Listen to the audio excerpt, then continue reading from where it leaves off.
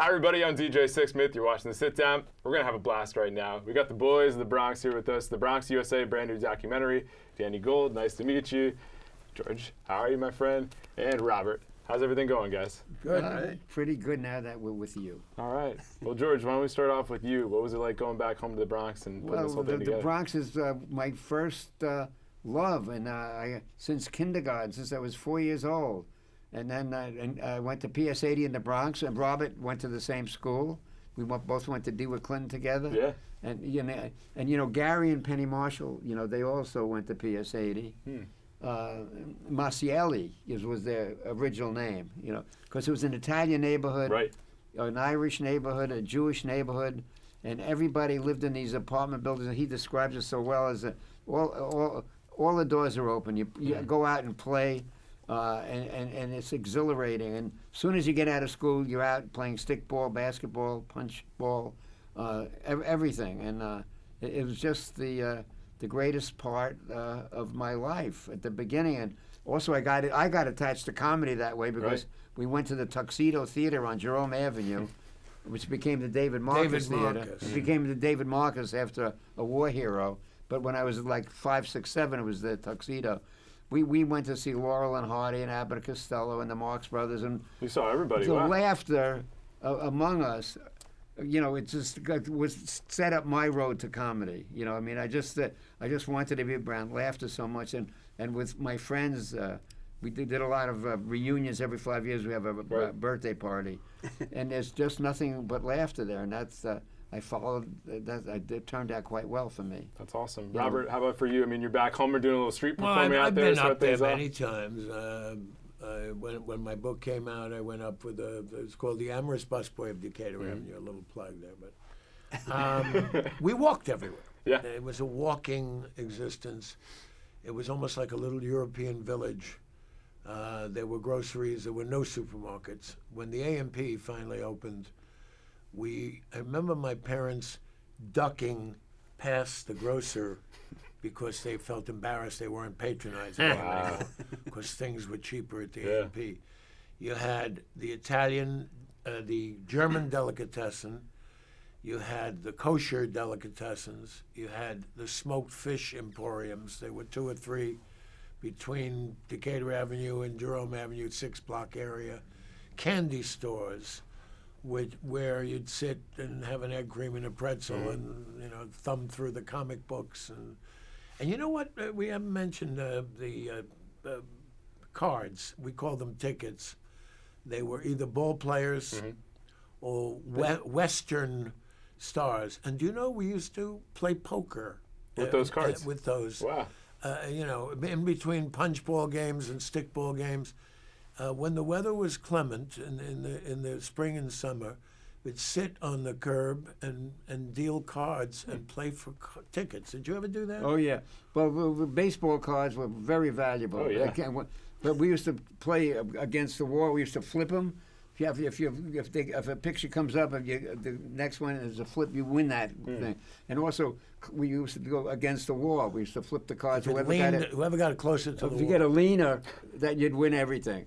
But this was such a part of our life, so I'm so glad he brought that up because that's one of the many games we played. That's why we were so occupied every day, just connecting with friends. And what about Charlie on the Pony? Charlie on the Pony. Johnny on the Pony. Him too. I mean, both of them. Charlie started out, but Johnny had better PR. That's what happened. And everyone talked about it. That was just the black people, the Italian people. Like this. On top of the Let's see it. And then he would leap on top of us and crush the backs of everyone. But that was one of our favorite games. And Chaz Palminteri brought it up, and Melly Mel, and Rob Reiner. I mean, everyone experienced it. Johnny on the Pony was incredible. That's hilarious. Even Melissa Manchester. Oh, yeah? She talked about it also. I mean, all these games, Ring Olivio, but the black kids and the Irish kids and the Italian kids all talked about these same games. You know what? We had a sprinkling of children of color in my PS 94 and then PS 80. DeWitt Clinton was a great melting pot. Yeah. Where the kids from out, because there were no boundaries for DeWitt Clinton. You could come from Staten Island. Right. It was a special rule about DeWitt Clinton. The thing about all this is the children were very innovative. We were innovative. There was a lot of parkland and playgrounds, but the street was our playground. And your car, you gently Exactly. went over. Perfect. And then you run right back in. And then you continue the game. We were street smart about getting run over and not getting run over. We We didn't even use Reservoir Oval, which was a beautiful Depression area project. Yeah. Talk to It him. was like a big playground. Danny, let's bring you in here. You got to hang out with these guys. What was it like putting this whole documentary together? Oh, it was a journey. It was a challenge. I mean, it started off in one direction and just kept going and evolving and in talking to Robert and other people, and then meeting the kids in the movie, really brought a whole other dimension to it. And then bringing the kids with George and his friends together created a whole other aspect of it. So it was a journey. And it was amazing. He captured, as a director, he captured the heart and soul of the neighbors of the Bronx. This boy is a California boy. Yeah, he went to Beverly. He went to Beverly Hills High School. How did this happen? The complete opposite end of the spectrum. He plowed into it and he captured the essence of the Bronx and the relationships. Congratulations on a great job. The stickball on Rodeo Drive was amazing. Yeah, I'm sure it was. But you get a really good feeling from the kids. Yeah, what was that whole experience like for you guys to see the kids today in the Bronx?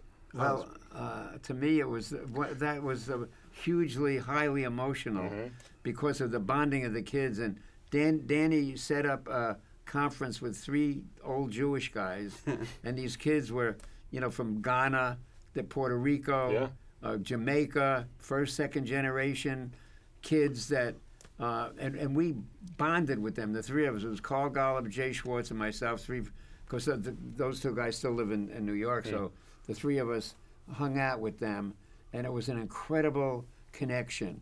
And we talked about how valuable a friendship is all these years. So what they have now, they have to cherish and keep it, and they really absolutely got it. So that was inspiring to me. And also the friendships. There's a couple of the girls like, besides Danielle, who's the class president, and Stephanie, they bonded. They had a scene on the stoop, on the steps that captures your heart. So there's such an essence of friendship and love and support that I felt totally bonded with these kids. Where we are connected, for as long as we live, and they'll have friends for their whole lives, just like we did. They were remarkable kids. Those kids in the movie, heads are on straight, and they have, I mean, it really,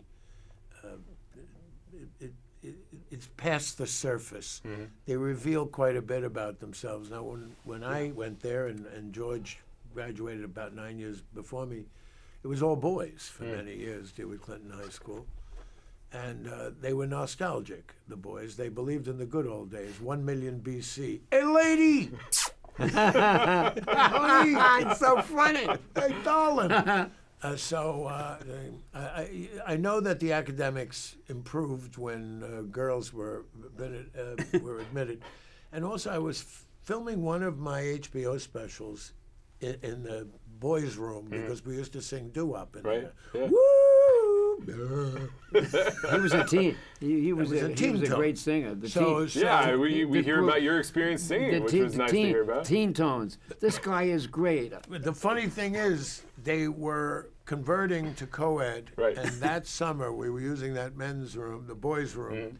They were removing urinals. That's hilarious. Nothing symbolizes the making co-ed of a school than removing urinals. That's the ultimate sign right there. And believe so me, funny. they should be been removed. The boys' rooms are a bad memory. But we talked to Danielle about, converting it. They felt bad for me. I said, that was the worst part of my life. You're going to an all-boys high school. Used to having girls next to you in grade school at PS 80, cute girls. They were different. They were just developing breasts and stuff like that. And we were there and then they took it all away. Yeah. And we went there. In fact, when we with Danielle and Javid, we sang the DeWitt Clinton song. You sang it all together? I didn't know if it was the same song. So I started singing. They joined it 86 years later. Wait, is it 86? D-would-see-a-lion-to-you-win. 68 years later. You still got do it. it. D-would-see-a-lion-to-you-win. Boom. Clinton, oh Clinton, ever to be rah, rah, rah. fairest of high schools. Give her 3 times 3 oh fellows. When oh fellows would That's come, when they we'd go, corrected us. oh fellows. Oh fellows. And then Danielle said, it's now, oh students. Long Change may it up. we Oh, cherish thee. oh. Faithful will be Clinton, oh Clinton, for you and me. Now our school upon this PS 80. Yeah. Our You still got school it? upon the parkway we all delight to see in measures that are heaping full of glee. Oh 80, dear 80, your name will carve upon the door of fame, which we did. Oh 80, dear You did, you most 80, certainly did. when old and gray will love you just the same. Well, when you see a Thank you lyric very is much. when, That was great. when you take a monosyllabic word and make it polished, like glee is a bad word. I don't care what you say, it's a bad word. Now, the only part I remember is 80, dear 80, and I used to think your name will rise above 79 Yeah. when you're 80. That's it. We had numbers instead of names. You know what? There was, of course, about the Bronx. Nobody's mother had to drive the kids to soccer practice or to play dates. Every building Yeah. had hundreds of people. You had 20 friends on your floor, Right. maybe. So that there was. And another thing, too, about the adults. Men in these apartment buildings were, as usual, less expressive to one another. The women would really Yeah. bond, Yeah. and the women knew everything about each other. The walls were not that thick in these apartment buildings, and in the warm weather, they would take folding chairs and sit outside. And men, of course, were busy at working in the office. Very few women were working then. Oh, yeah. And there was someone in our building who was divorced. Everybody was an Oh, housewife. my That was at that time extremely passe. Yes, very like It was a a shanda. divorcée. Yeah. Oh Very my shanda. God, You whispered yes. it. I've been divorced for 30 years, and believe me, the trauma has worn off. I had a divorce lawyer that charged for hello, $350 an hour. And the thing is, he stutters, which really ticked me off because Yeah. it cost $1,500. A lot has changed. It most certainly has. You know, the Bronx used to be a punchline. Yeah. And it's not anymore. No. And that's a proud moment. It is improving by the day. Even condos are opening up where young professionals who are priced out of Manhattan and even Brooklyn are coming to the Bronx. It's safer.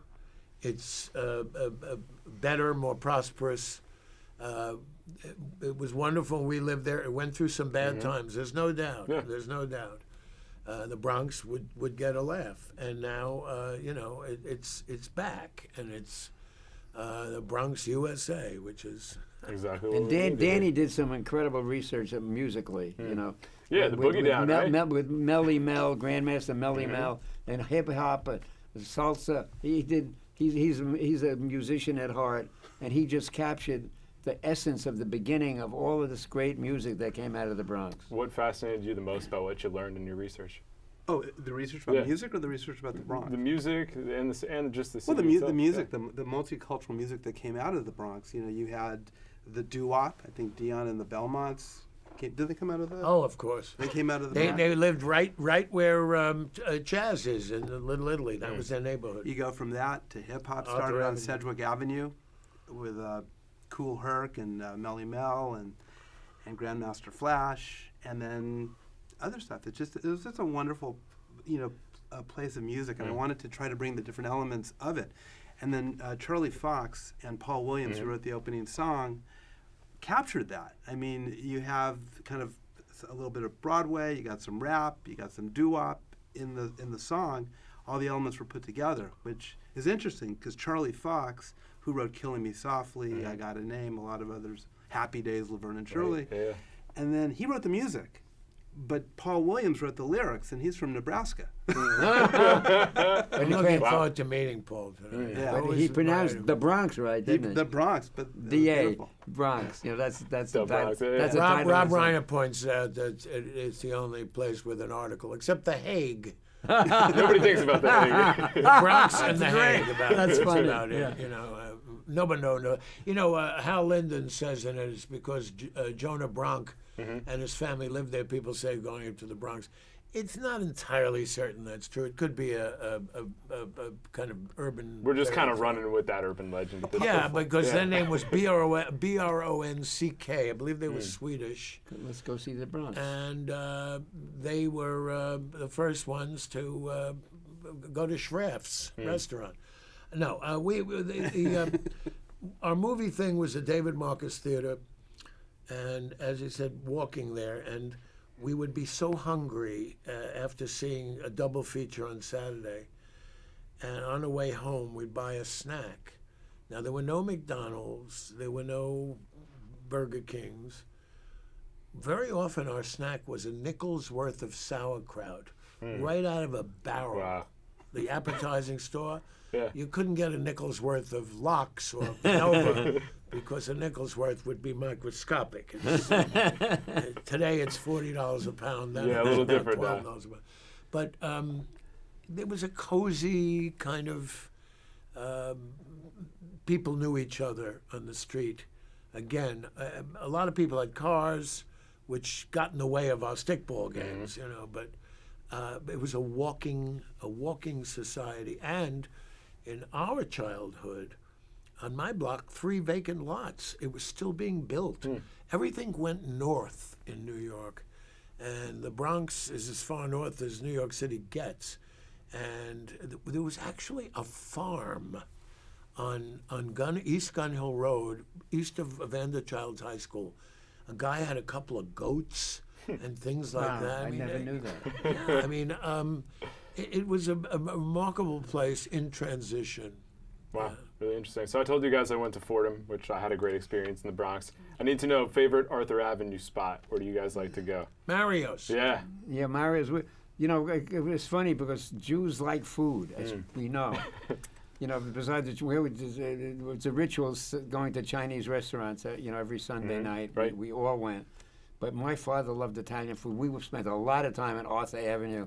That's why Chaz Palminteri. I loved the segment he Oh, did. it was fantastic. Going back Oh to my those gosh. restaurants of his youth. I mean, his enthusiasm. He's his all in. raw The cannolis, enthusiasm. I mean, the It raviolis. was absolutely. He's like a real creative hero of mine also, because I saw him when he first started out doing the Bronx Tale. Yeah. It was at Cahuenga in Burbank, a little tiny theater. He was doing a one-man show about the Bronx that he wrote, and then it became a movie, and it became a Broadway play, Right. then a hit music. I think Robert De Niro directed it, right? Yeah. Right. Yeah, and it was so explosive, and but you could see he shared our love of the Bronx and the elements of it, because there's such excitement when he describes Arthur Avenue and the food and the whole neighborhood. Yeah. You know, That's the cool to taste see. of Chinese food is a real Bronx memory for me. Yeah.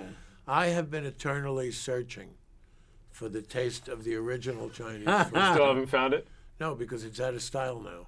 And first of all, it probably wasn't even Chinese. I was going to say, what was the Nobody style heard back of then? chicken chow mein. in Oh, China. chicken They chow look at mein. you That like was you're nice. nuts. That was both But there egg was rolls a and chicken chow mein. King Fong on Bainbridge Avenue. I have the owner's face right in front of me. She was very attractive with a flower in her hair.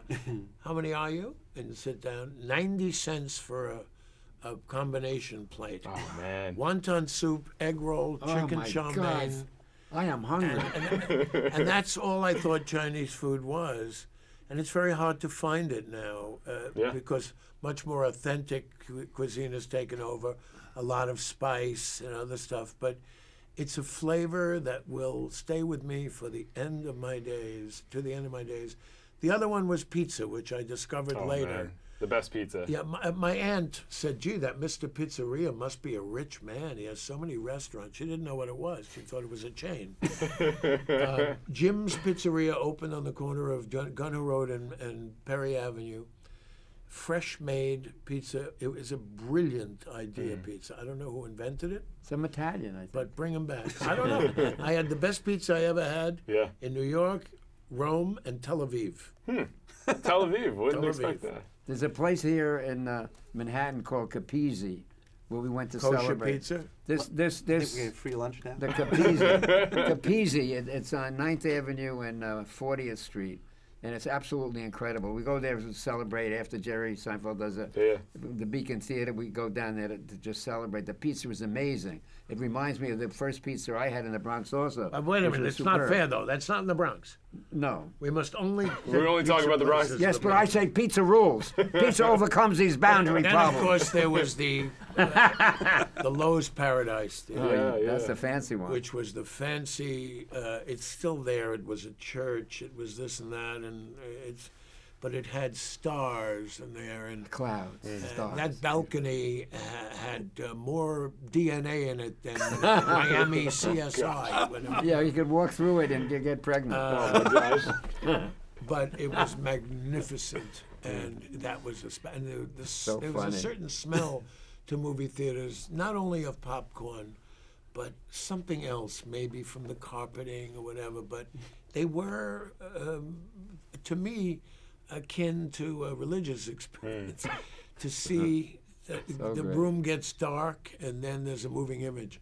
Come to think of it, when you suddenly were going to see a movie in school, what a thrill that was, Yeah. even though it was a thing about Peru that you didn't care about. And even though big the deal, though. projector broke down, Peru is a country, and the machine would break and the kids would go to Peru is a country in South. Just a moment, where's Miss Vreeken to fix the audiovisual squad? Anything that wasn't in the classroom was fun.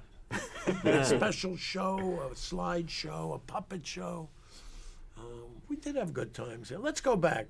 Yeah. Let's go on the Twilight did. Zone. and go- We did go back. You did go back. And I went about 5-6 years ago. I brought my grandkids, my kids and my grandkids to the Bronx, and it was on a Sunday. It was so fortuitous that they were building something at PS 80, and they let us in, and we went to the classrooms. I showed them the gym, and the assembly, and Did it look small? it was great. It was. It looked small, but it was just so fitting, and the kids absolutely love it. And Ralph Lauren, Ralphie Lifshitz, he went to PS 80, and he put up some artwork, like it was amazing in certain parts of the building. It was You know, just- Ralph was a terrific basketball player. Really? Yes, he was. Unfortunately, he was 5'2" or so. Doesn't really end up working out But for I you. remember him like yesterday with a basketball under his arm. He designed the uniforms for Oh, their wow. team, and he was also. Nobody had a car. Right. You Everybody's walking. had to be Yeah. 18 in New York, and nobody had a car except Right. a couple of older guys. He had a Morgan, a green English Morgan, with a tire in the back and all. He was style from the Yeah, get-go. he had that style sense really He was early. style from the get-go. And Calvin Klein lived 4 blocks from Ralph. They weren't friends then. They're not friends now. They went to PS 80. But if you need underwear in this world, Those are the you guys. got to go to one of them. No, isn't that? Now talk That's amazing. about. 4 blocks away from each other. But PS 80 Insane. had 2 world-class designers. Yeah. Ralph Lauren and Calvin Klein went to PS 80. And we had Penny Unbelievable. Marshall Yeah. hanging on the Parkway. Gary was a little older than me, but Penny's mother and Gary's mother, she had a dance group called the Marshallettes. Now I was on the Ted Mack original amateur hour with my group, the Teen Tones, and Penny was on with the Marshallettes. Wow. A mother had a. So there was a show, not only changing their name. There was a thing that they were inevitably going to wind up in show business. Yeah. I think only Ronnie, who was a sister who was their sister, and my sister's friend, the same age. I don't think she went into show business, did she? I think Maybe she- management. I thought she was worked on the writing. It's staff, amazing how many assistant. wonderful, interesting people came out of there. And, of course, DeWitt Clinton spawned so many wonderful, James Baldwin and Neil Simon and Burt Lancaster and Patty Chayefsky and George Shapiro. Yeah. Many Yeah, of the but Burt greats. Lancaster, I'm so glad you brought that up because he was a huge star when I was a kid going to Clinton, and his name was up there with some awards. I was so thrilled that he went to DeWitt Clinton High School Cool, because right? he was like a super He ran superstar. track, and then he became he spent time as an acrobat. He did all his own stuff, Yeah. his stunts and everything. And when I was invested into the Walk of Fame, the Bronx Walk of Fame, with Tiny Archibald, Yeah. who played Great player. for a wonderful NBA player who's in the Hall of Fame, and Joe Bologna. Yeah. And we were and Jelly Bean, Jelly Bean Rodriguez, I think his name was. Benitez. But he was a terrific producer of records. I don't know. I think the energy of New York, not only the Bronx, engenders sometimes a lot of creativity. Yeah, I mean, it's Just pretty incredible when you think just about the the list of energy people and that the have come business through, of right? it. And And Al- yet, Jonathan Winters came from Ohio with parents who didn't care about him and was lonely and all, and he became a genius without being in the Bronx. He could talk like Just that. one person. Robin Williams wasn't from the Bronx. That's either. true. Now, there are creative people not from There the are Bronx. creative. There are about three. But Arlene Alda, she was like as dedicated. That as was an we were. amazing story. Yeah, for you know, Alan and Arlene. Alan went to Fordham University. Yep, that's right. And he loved being, part of the Bronx. And the best part, he's so romantic, was finding Arlene, the greatest thing that ever happened from the Bronx. That was It really such beautifully said. Wasn't that beautiful? And they still have the picture from their They do, yeah. graduation too, Yeah, which is really cool. connect- She's a clarinetist. Is that so? She's a very good clarinetist, a classical clarinetist. He spent some time in Hollywood because his dad was Robert Alder. Right. And he was the star of my first Broadway play. Is that so? My first Broadway show, Apple Tree. He and Barbara Harris were the stars. What do you remember about that experience with him? That was exciting, but They're playing my song. He was the star of that. And I saw him way before I met him. He was so incredible. Yeah, when did you guys actually Would you meet? 'Cause sing you're a 9 little years bit? apart. they play in our song. Listen. Oh, yet they play in Sing our- out! I was nominated for a Tony. Sing I out, didn't win. Robert! Sing out! Rigged. It was rigged. It was rigged. Who won? Sing out. Len Cario. That was the year that Sweeney Todd won everything, and they damn okay. well deserved Yeah, it. quite a show. But I'll never forget the screen is divided into four with our tuxedos, and we're all smiling. That insincere grin that you hope the other guy wins. That's And on, by the way, it's on YouTube. Yeah. Did you Oh, know? it's on YouTube? It is. No, right. it Was it from the Tony? I think it Lucy was- and I sang. I think it was a the Tony. Was song, it and a the Tony was- telecast? Yes, it was, and Fantastic. Henry He's Fonda fantastic. said my name, but I'll never forget when Henry Fonda said, "Winner for Best Actor in a Musical, not Klein." I'll never forget that. You're like, thanks, man. Really appreciate They were it. the first ones as the nominees to be announced. Oh, my gosh. And it was so great. They did the whole number, the full number, both of them. And it Wait a was- minute, Neil Simon's not from the Bronx, was he? I don't think so. He's from Brooklyn, I think. Still a New York guy. Oh yeah. We'll take it, right? There is a thing about Bronx though being attached to the mainland. Yeah, what is it? How would you describe it?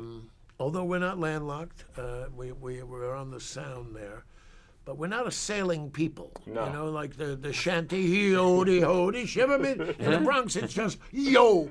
That's it. It ends at yo. Yo, Gary, come on! Yo, There's no that's it. ho-dee-ho in the Bronx. It's just yo. Yo, howdy, hey, Howie! Yeah. Used to yell to each other I down like the it. street. One. It seems sweet from a distance now. This kind of village existent. The 5 trips to Yankee Stadium during the season. Yeah. $1.25 general admission, 30 cents for round trip car fare. What about the bleachers? 50 cents. Bleachers was 60 cents. 50 cents for 2 hot dogs, and 15 cents for a soda, 10 cents for a scorecard. Anything about who you're watching? DiMaggio. I went to Mantle, Yankee Stadium for Maris. one of the playoff games recently. Uh-huh. I had a hot dog. There was an ATM machine next door. I had to talk to a bank manager to get a loan for a hot dog. The hot dog, a foot long, was about $16. And then the beer, it's just like, forget it, between tickets. And you have to show your ID. Parking. This is the wild. You got ID'd? Everyone gets ID'd. you know, like it's supposed to be. I mean, I got ID'd at a supermarket. I said, what is this? I'm bent over here. I'm helping him pack. He said, well, you purchased a 6-pack of beer, sir.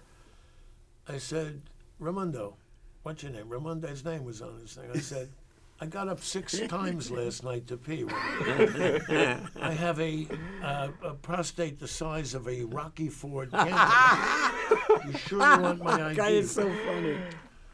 Yes, they don't take chances because they don't want any arguing, and it is a different experience. It's still Yankees and Yankee Stadium, but it's tough for a family of 4 to go and affordably. Oh yeah, especially Yankee Stadium now is like a palatial.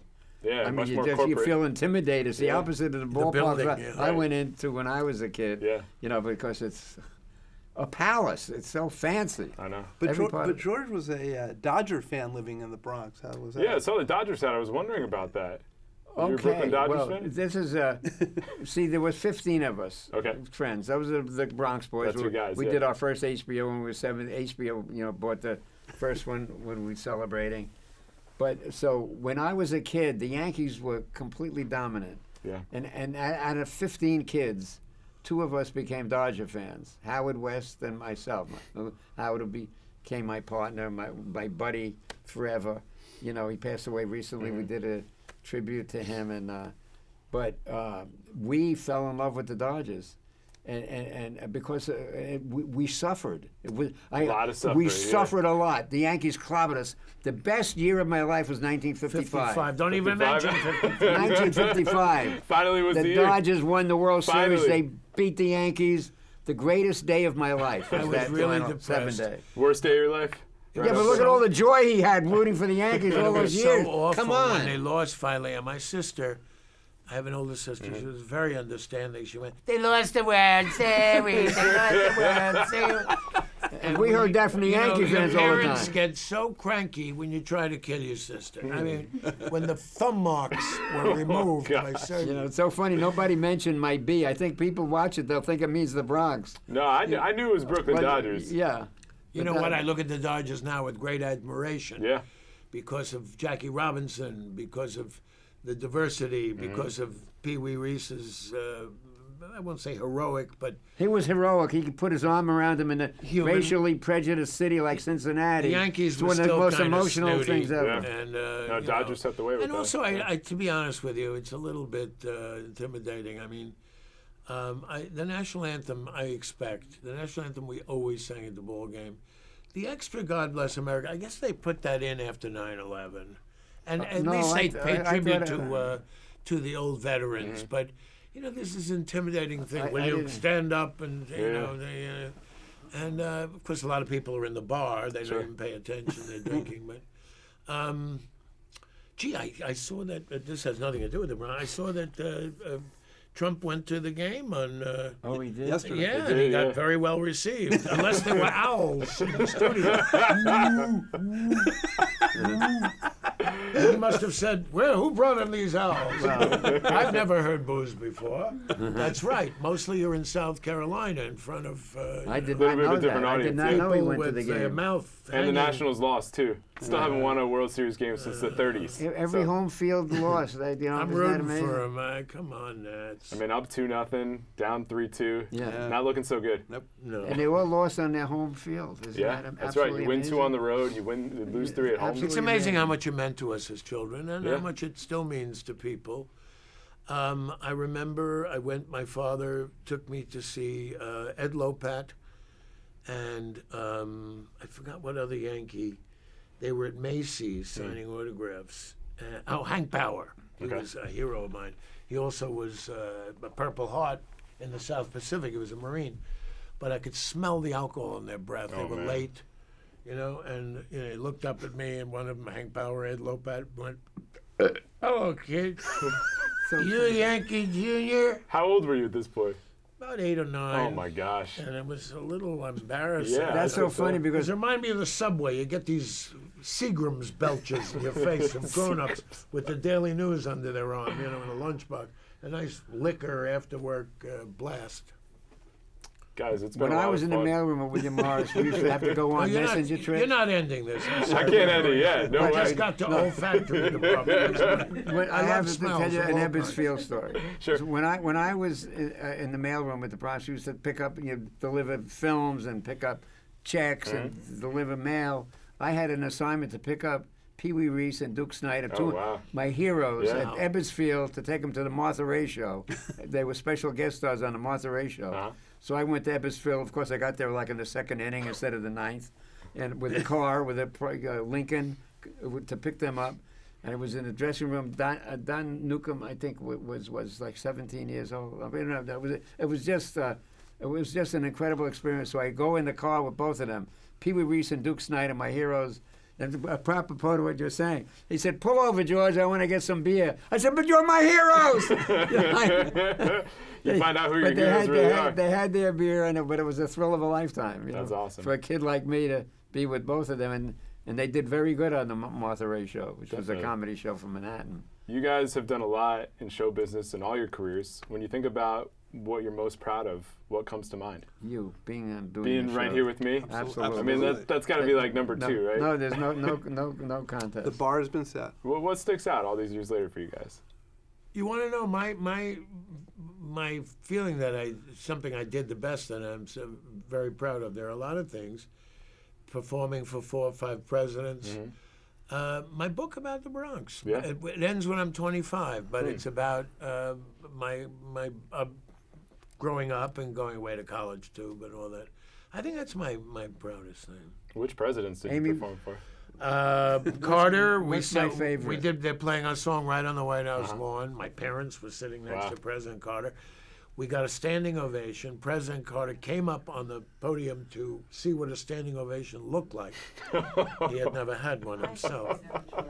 And I did a special with President Ford called Humor in the Presidency. Twice Reagan, the Kennedy Center honors, and the reopening of Ford's Theater, where President Lincoln was shot, and Clinton. And we were invited to do Bette Midler and myself and Morgan Freeman, or Morgan Fairchild. I get them confused. Either or. And yeah. we did a play called The White House, an abridged version. And Clinton was ogling Lolita Davidovich, and I knew there'd be problems. All right, how about you guys, real quick? Proudest moments of your career? Well, right now my proudest moment is The Bronx, USA? No, just because of the story and the emotion and the music and the poignancy and the comedy. It captured all elements, and I think the process of making it and the journey and finding stories, I think, to me, so far, it's the most proudest. Did a great job there. Well, I Bring have us 2 home, of George. them. What One do of you got? them involves, Robert, because I was telling him one of the great things that I was involved with as a producer is Comedians in Cars Getting Coffee. And his episode was like nonstop laughs from the very beginning to the end, and the whole thing, it just one after another of incredible, exciting elements like Eddie Murphy just did. Yeah. And it's that what triggered that. They started out together at the comic strip. Eddie Murphy was 15, Jerry was 22. When they amazing. worked, they still have the lineup and listed, and it's in the documentary. It was. I think they talked about it. They mentioned They it. talked about the start of it, and Eddie Murphy complimented Jerry, saying you were the funniest one. And then it ended up really bonding because Eddie, and I told Eddie I fell in love with him all over again because he was sort of detached. Right. And SNL and the movies, Trading Places, coming to America, Beverly Hills Cop, yeah. Beverly Hills Cop, hilarious. Then he did a couple of specials. Then he became a little bit aloof, detached somewhat, which he admits. And now he's back. And now he's back, and they bonded, and that was one of the great nights in my life. And also, I just saw. We just taped the Netflix specials at the Beacon Theater with Jerry? with Jerry. We did 4 shows, this past Friday and Saturday, 2 shows each night. And then, when he put all his greatest material in it, it'll be a 1 hour. then we went to Capizzi to celebrate. That's your spot. Went to Full circle. I have Full a picture. circle. If you want, I'll send you the picture. Yeah. But of the celebration with this pizza, and then we went to Jerry's house. We were so excited that we went to Jerry's house afterwards. Central Park West's apartment. 5 o'clock. We came 5 o'clock in the morning. And went Oh to my God. That's why I'm so sleepy now. I'm so sleepy.